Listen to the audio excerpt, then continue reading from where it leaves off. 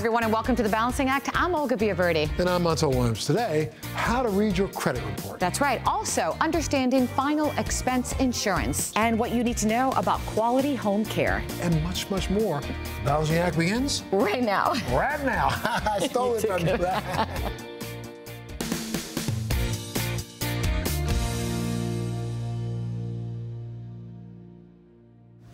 Well, today we're learning more about how to understand our credit report as we conclude our financial series with Continental Finance Company President Steve McSorley. Thank you, Steve, and welcome back, sir. Pleasure to be back. Absolutely. Look, you know, what are credit reporting agencies and what kind of information do they really collect on all of us?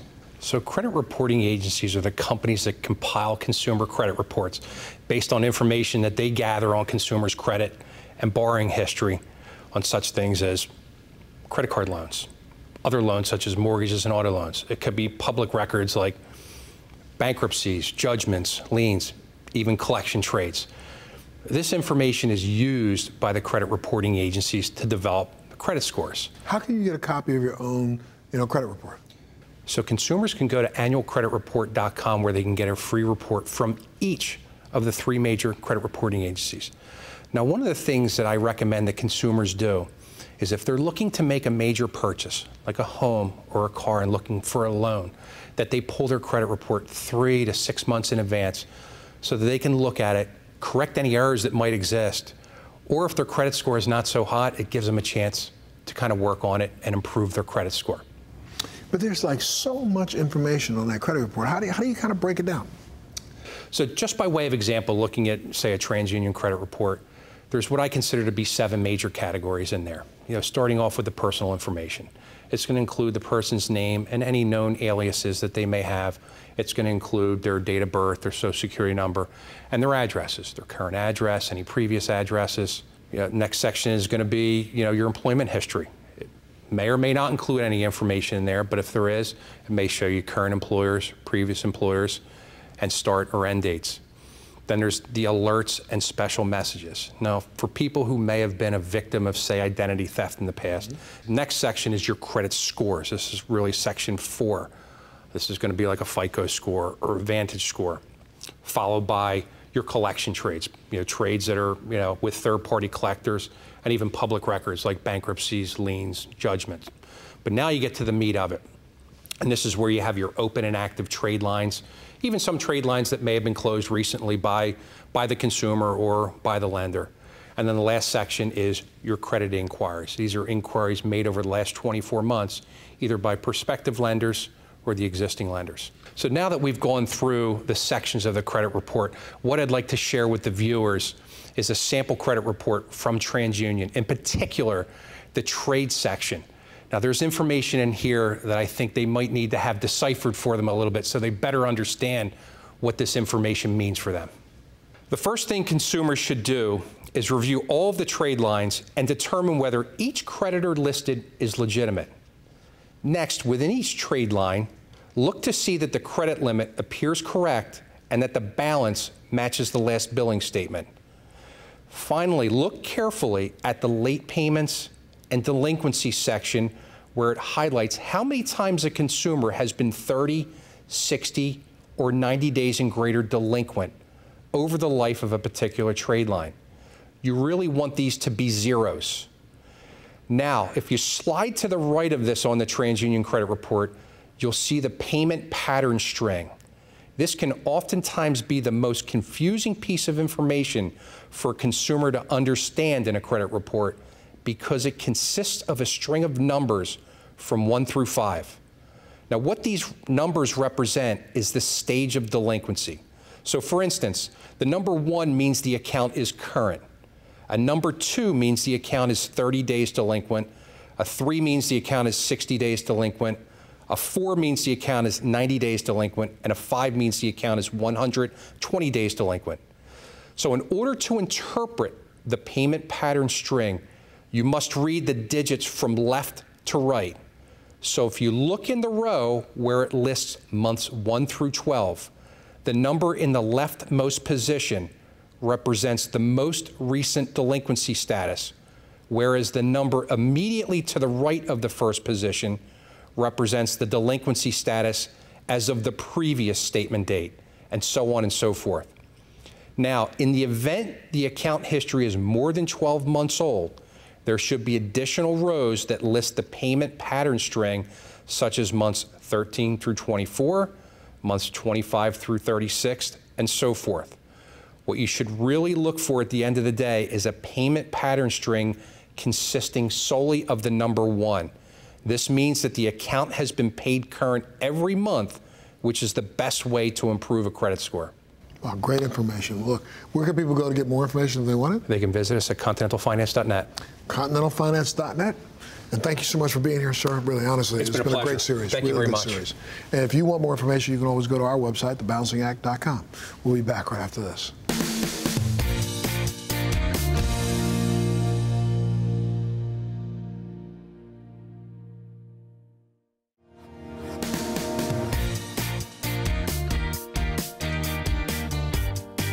Good morning, everyone. Today we're wrapping up our series on supplemental insurance plans. Kelly Rayburn is here with us today from Wellabe, and she's back to give us some final great tips. Thanks for being here again. Thank you very much. So, you know, we've spent a lot of time talking about supplemental health insurance. You've given us great insight. Today it's final expense insurance. I've never heard of this. It sounds a little final. It's a little bit deep, yes, but necessary. Absolutely. Final expense is really, it's after the person passes away, and it's really not an easy thing to contemplate, but it's there to help the loved ones that are left after that death. It's really the last love letter from you to your family. So there's really a lot of emotion involved when someone passes away. It's a difficult time for everyone. So how does this help? It helps based on the fact that you have made the decision for your family to be able to help clear up any debt. If there's any financial loss that would be incurred after somebody had passed away, it protects the legacy that you're leaving, and it removes all that financial burden off of the family. Can we talk about what things are covered in this plan? Sure. This is actually, once you pass away, this is money that's actually given over. It can be used to cover a funeral cost. It can be used to cover any debt that might be withstanding, any medical expenses that might be withstanding. And that's really important, because as you're mourning, which is very difficult to be thinking of all these things, sometimes there are some surprises or things that have to be taken care of. And with this final expense insurance, it can be done. Absolutely. So it's really designed to cover that funeral cost, but again, it's there to make sure that everything gets satisfied. Without having to worry about it. Absolutely. Thank you so much for your time. This has been a really important series, and I appreciate all you've taught me and our viewers. Thank you. And if you'd like more information on anything we discussed, again, the website is so easy, wellabe.com, or our website, thebalancingact.com.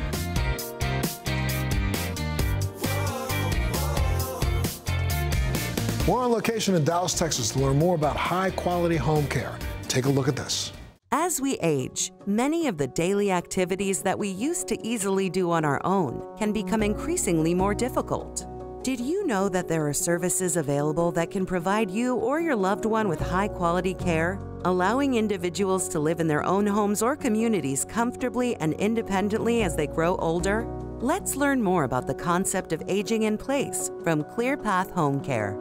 The concept around aging in place is that you're able to stay in your home with a caregiver, with someone that's going to meet all of your needs. Statistics show that 90% of people aging want to stay in their home, and we have 10,000 people turning 65 every day. And by 2030, all the baby boomers will be 65 or older. They're living longer and healthier lives. This enables everybody, if they choose, to stay in their home and have their needs met. Home care is a non-medical service that allows people to stay in their home with a qualified caregiver to help with activities of daily living, getting out of bed, cleaning your house, cooking a meal, personal hygiene, or companionship. Home health is different from home care. Home health is a skilled nursing service. They take care of wounds, injections, and serious injuries in the home, and are there 2 to 3 times a week for maybe an hour. Home care is in your home up to 24 hours a day, 7 days a week. So we become the eyes and ears for that patient. The biggest benefit is allowing you to age in place with dignity.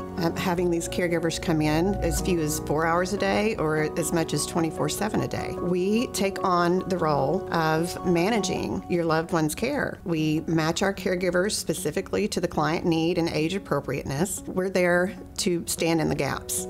By taking the time to plan and make necessary arrangements, you can provide a stable and nurturing environment for your loved ones, ensuring they receive the care, attention, and resources they require to thrive.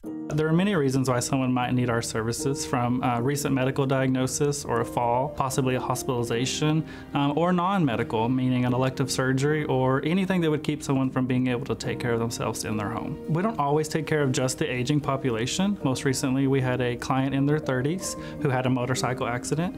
Our team of caregivers were able to help him rehab and recover from the comfort of his home. Being a part of the ClearPath team as COO, not only do I get to manage the day-to-day operations, but I get to work hand in hand with our families and our caregivers, and that brings a sense of fulfillment and purpose. Family involvement is encouraged in the caregiving process. You can actively participate in your loved one's care and collaborate for the best possible support.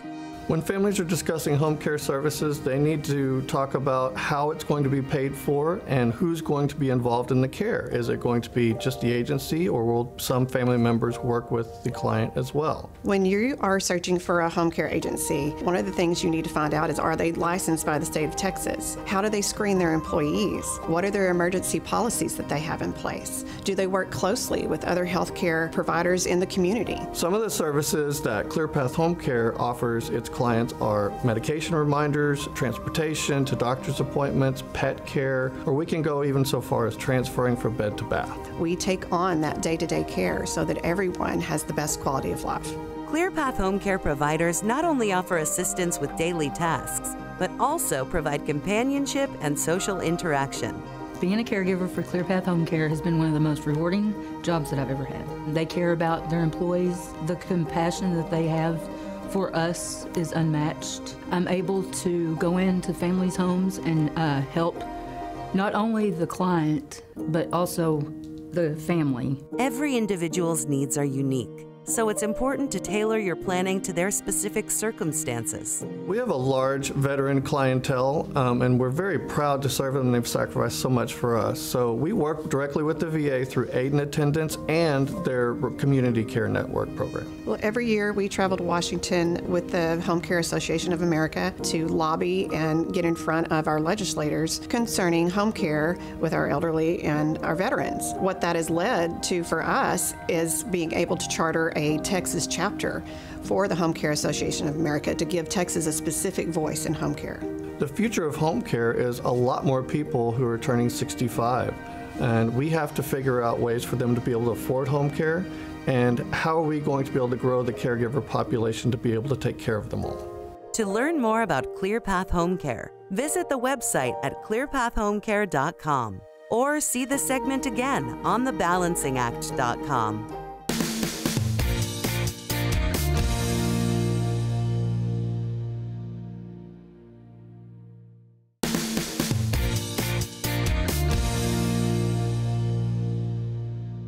Well, the path to higher education, especially in the medical arena, doesn't necessarily have to be a traditional one. That's right, Montel. These days, there are a myriad of opportunities for medical students to pursue, as we learned while on campus at Lake Erie College of Osteopathic Medicine. Let's take a look.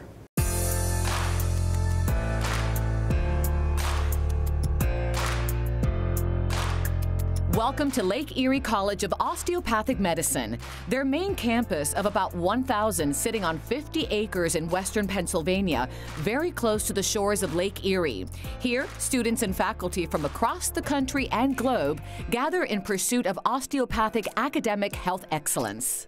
What sets LECOM apart is our educational program. We train osteopathic physicians, and we have 4 to 5 pathways depending on their choice. Our schools are in small communities, so we train physicians in small communities. Why? That's where the need is, that's where the access is. Our students do very well on their licensing tests, and most importantly, since doctors need residencies to practice, we have a 100% match. So what we do here is make a competent, compassionate osteopathic physician, or physicians that are trained the osteopathic way. Taking a more holistic approach is certainly something Dr. James Lynn, president of the LECOM Institute for Successful Aging, knows well. At the Institute of Successful Aging, we're the most comprehensive continuum of care in terms of taking care of older adults. When we first started out, there was two main goals that we want. One is to deliver the best outcome for the patient. Two is, because we're an academic health center, we want to make sure we create a campus that allow our students to experience what it is to take care of an older adult. And it's very complex. So with our institute, the students actually rotate with us and they get to see acute care, they get to see rehab care, transitional care, and then even home care and do home visits for hospice patients as well. So during that month, they get to experience the whole continuum. As a student, when I first came to LECOM, the first thing that struck me was that there was a very organized curriculum. We had to follow the curriculum to the T. There was a dress code, so we became very professional. At the end of the day, as a medical student, your next step is to get a residency program, and you have to be competitive. So they prepare us to be well-versed, well-rounded, because during your rotations, that's where you audition for your future program. So I try to offer them things that I know that they complain about, but it's essential for them to get the skill set for them to be successful. So I think they get a really good wide variety of opportunities as well as experiences. So most students really appreciate that. From student to faculty, Dr. Lin's journey has been a very personal one. My internship here, my father got sick.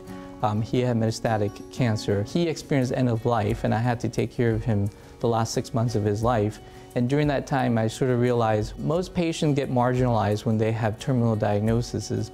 And having experienced that from the receiving end, it gave me a really good perspective. So when I was offered the opportunity to develop geriatric service line, I took all those things in consideration as we developed the institute to make sure that the students, they have empathy and they get to experience, what I have experienced so they can become better doctors. With campuses in Pennsylvania, Florida, and New York, LECOM provides several innovative curriculum pathways, giving students options to select the learning style that fits them best. We have multiple different pathways, which is kind of unique for a school.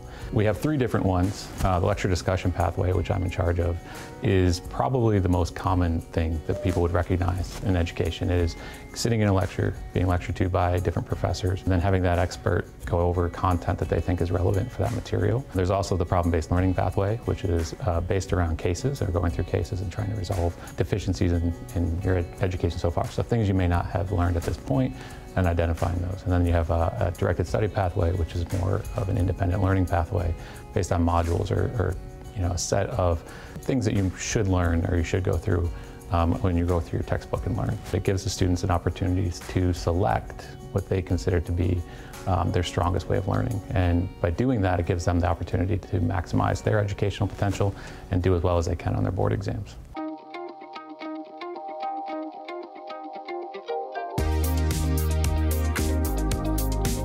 One of the things that I would say is a strength of LECOM is we are an institution that is open to a lot of first-generation students, and a lot of times the low tuition, the ability to practice around the world in different locations and have rotations across the country really opens the doors to a lot of people that may not be able to get into other institutions or may not have that opportunity before them. And I think that's a really big plus. Being successful in anything really revolves around doing the right things, putting the right people in the right spots to make the right decisions and getting to the right end result. And then we give the students the option to choose what they consider to be the best way to learn that material. And I think when you align all those things together, you get to an end result where the students are going to be very successful. I think the students enjoy what we do, and they understand that we're all in this together. We want their success, they want their success. Everyone wants the same end result, and I always remind them of that on the first day. When I'm talking to the first-year students, I always say to them, we're all trying to get to the same spot. Every day what we do is we make dreams come true. We make the students' dreams of being a physician come true so that they can serve the public. And we hope that what we're doing every day is contributing to wellness, which is our osteopathic philosophy of body, mind, and spirit, and in that wellness, that our communities live longer and better. Great learnings, right? Amazing. And if you'd like to learn more, head to lecom.edu or visit their social channels. And of course, you can always head to our website, thebouncingact.com. We'll be back right after this.